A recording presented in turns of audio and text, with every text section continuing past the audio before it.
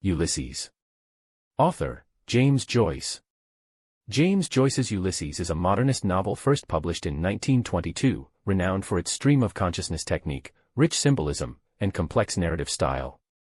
It chronicles the events of a single day, June 16, 1904, in Dublin, Ireland, through the experiences of three main characters: Leopold Bloom, a Jewish advertising canvasser; Stephen Dedalus, a young intellectual and artist, also the protagonist of Joyce's earlier work, A Portrait of the Artist as a Young Man; and Molly Bloom, Leopold's wife. The novel is celebrated for its exploration of the inner lives of its characters, linguistic experimentation, and its deep engagement with classical literature, particularly Homer's Odyssey, from which it draws its structural framework and many of its themes.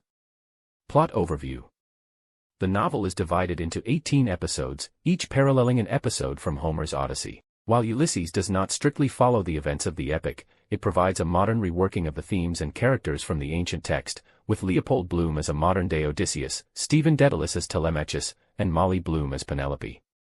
Part 1, The Telemachia. The first 3 episodes are primarily concerned with Stephen Dedalus, representing Telemachus, the son of Odysseus. He is living in a tower with 2 others, Buck Mulligan, a boisterous and somewhat irreverent medical student, and Haynes, an Englishman. Stephen feels alienated from both of them, particularly Mulligan, whom he regards as a usurper.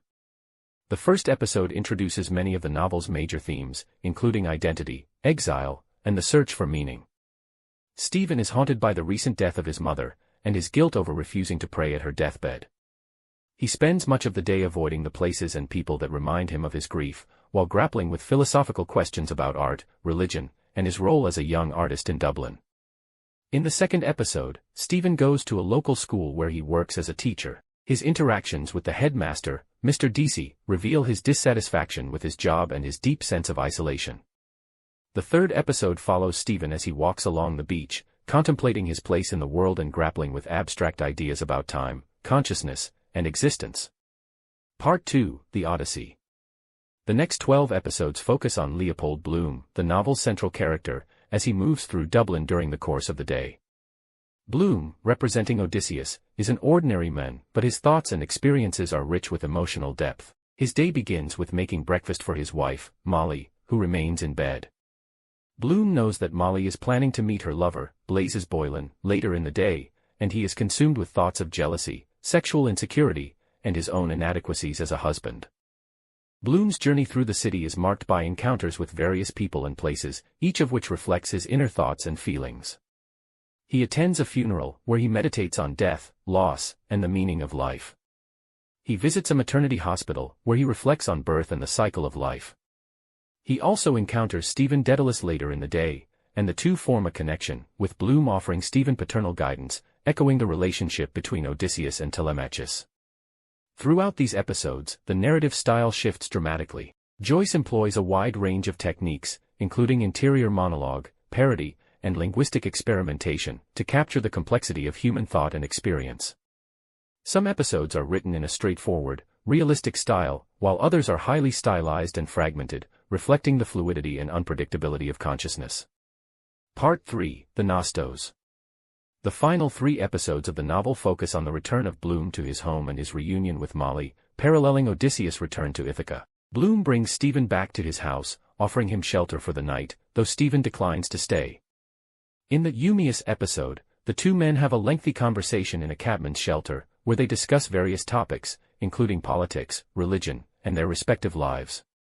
The Ithaca episode, written in a question-and-answer format, is a highly structured and formal account of Bloom's return to his house and his interactions with Stephen.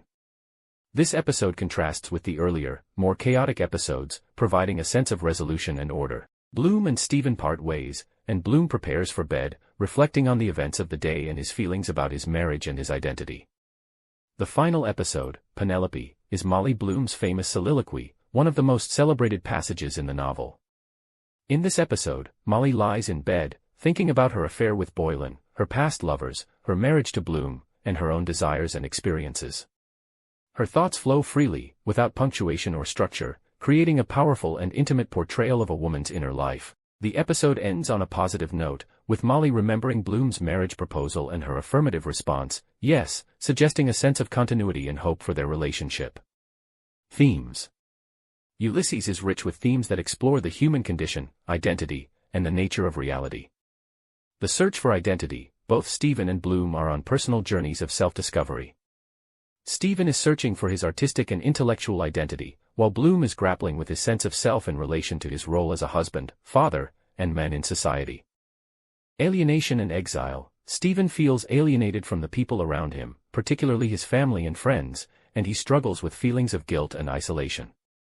Bloom, as a Jew in a predominantly Catholic society, experiences a sense of social and cultural exile, despite his efforts to belong. Paternity and legacy. The theme of fatherhood is central to the novel, with Bloom's relationship with Stephen reflecting the search for paternal guidance and emotional support. Bloom's loss of his son, Rudy, haunts him throughout the novel, and his encounter with Stephen offers him a chance to fulfill his paternal role. Time and memory. Joyce's portrayal of time is fluid and nonlinear, reflecting the inner workings of human consciousness. The characters' memories, experiences, and thoughts are constantly interwoven, creating a complex and layered narrative structure. Sexuality and desire. Sexuality is a central theme in Ulysses, with both Bloom and Molly reflecting on their desires, infidelities, and the complexities of their marriage. Molly's soliloquy at the end of the novel is a powerful exploration of female sexuality and autonomy. Narrative techniques. Joyce's use of stream of consciousness is one of the defining features of Ulysses. This technique allows readers to experience the thoughts and feelings of the characters in real time, creating an intimate and immersive reading experience. Joyce also employs a wide range of styles and forms, from the parodic to the experimental, reflecting his modernist commitment to breaking with traditional narrative structures. Conclusion. Ulysses is a monumental work of 20th-century literature that challenges conventional narrative techniques and explores the depths of human consciousness. Its focus on ordinary life, combined with its rich intertextuality and experimental style, has made it one of the most studied and celebrated novels in the Western literary canon. Through the experiences of Stephen, Bloom, and Molly, Joyce offers a profound meditation on the complexities of identity, time, and human connection. The end.